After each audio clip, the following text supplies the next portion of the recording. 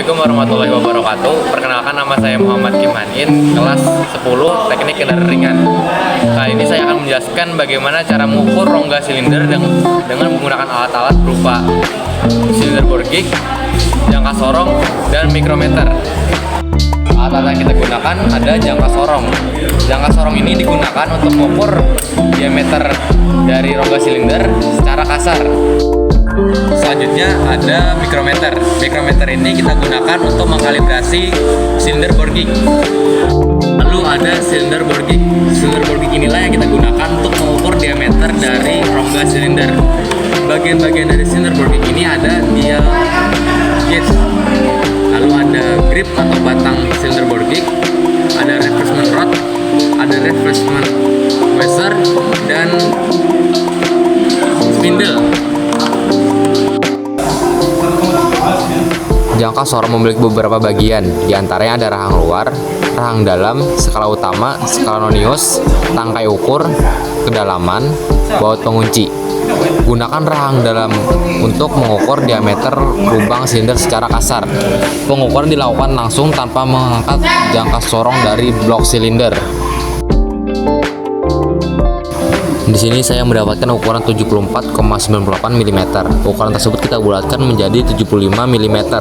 Dibulatkan ke 75 mm karena bagian yang di belakang koma lebih dari 0,55 mm. Jika kurang daripada itu, kita bulatkan ke angka yang lebih kecil. Contohnya ke 74 mm. Setelah mendapatkan ukuran kasarnya, jangan lupa untuk mencatat hasil yang didapat. Lalu ambil mikrometer. Mikrometer inilah yang kita gunakan untuk mengkalibrasi silinder bore gauge. Tapi sebelum mengkalibrasi silinder bore gauge, kita juga perlu untuk mengkalibrasi mikrometer tersebut. Mikrometer memiliki beberapa bagian, yaitu anvil, spindle, skala sleeve, skala timbel, ratchet, frame, dan lock. Lakukan kalibrasi sesuai dengan yang ada di video. Letakkan mikrometer ke atas stand.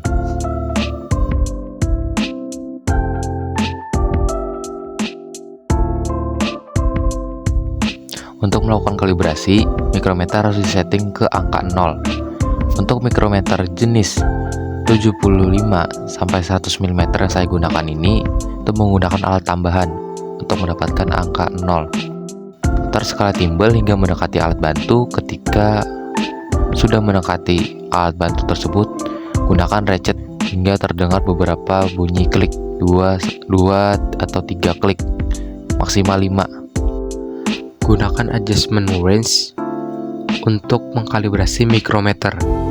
Pastikan angka 0 pada skala timbel sejajar dengan garis yang ada di skala sleeve.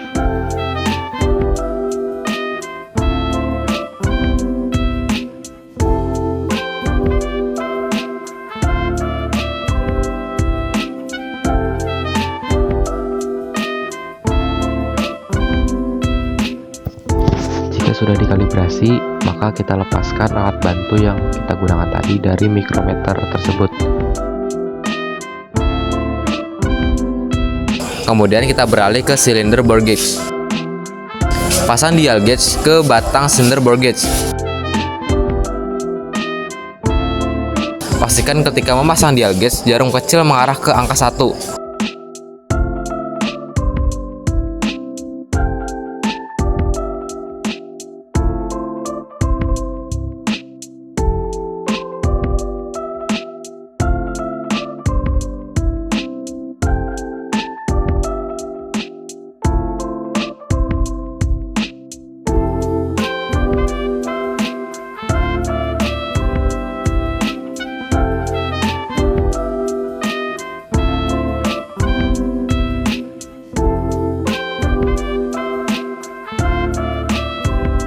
Kemudian kita pasang replacement rod berukuran 75 mm ke silinder bore gauge. Jika ukuran replacement rod tidak ada yang cocok, kita menggunakan tambahan ring untuk menemukan ukuran yang cocok.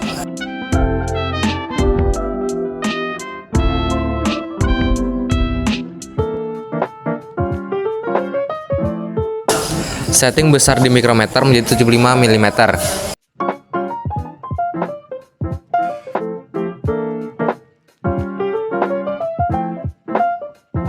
Lalu lakukan kalibrasi silinder bore gauge sesuai dengan yang ada di video.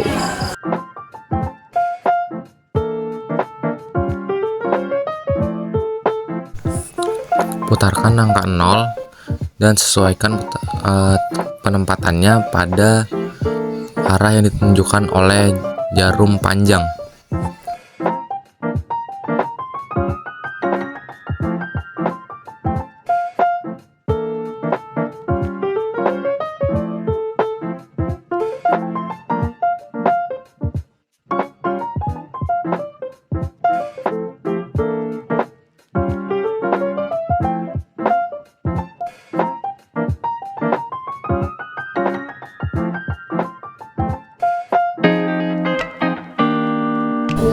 Setelah menyiapkan silinder bore gauge, selanjutnya kita akan mengukur lubang silinder dengan silinder bore gauge tersebut.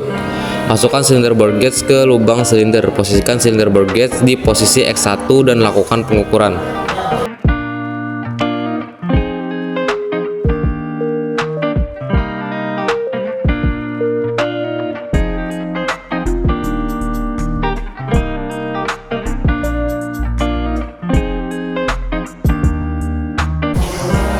Selanjutnya pindahkan silinder bore gauge ke posisi X2 dan lakukan pengukuran.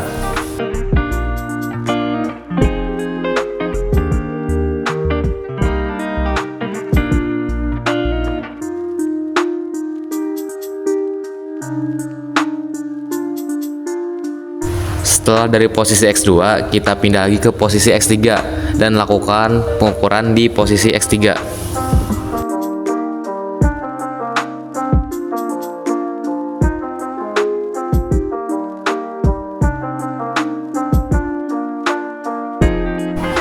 Setelah mengukur di bagian X1, X2, dan X3, selanjutnya kita pindah mengukur di bagian Y1.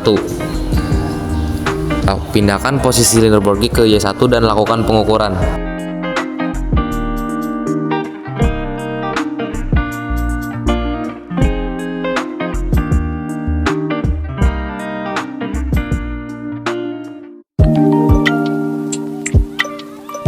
Setelah mengukur di posisi Y1, kita pindahkan lagi ke posisi Y2 dan lakukan pengukuran di posisi Y2.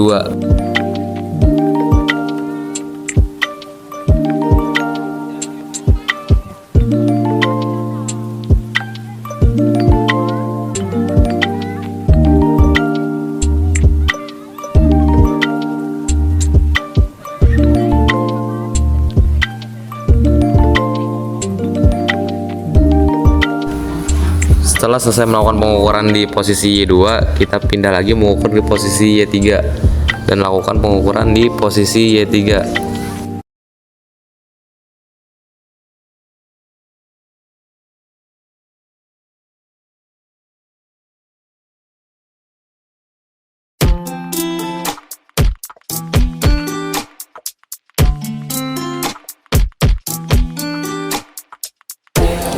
Lakukan hal yang sama untuk lubang-lubang silinder yang lain.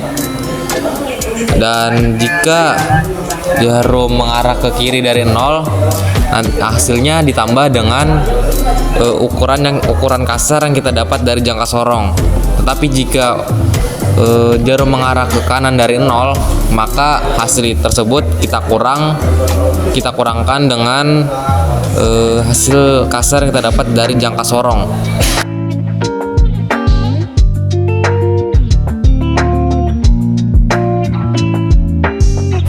Itu dia hasil pengukuran yang saya dapatkan. Dari pengukuran itulah kita dapat menentukan apakah lubang silinder tersebut berbentuk oval ataupun berbentuk tirus. Berikut saya tampilkan gambar dari contoh bentuk keovalan dan bentuk ketirusan. Bentuk ketirusan itu jika dari X1 ke X3 ukurannya semakin menurun, atau dari X1 ke X3 ukurannya semakin membesar. Itu contoh dari ketirusan. Sedangkan keovalan itu jika di tengahnya yang lebih besar ketimbang yang di atas ataupun yang di bawah. Jadi X2 nya yang lebih besar ketimbang X1 dan X2. Seperti itu.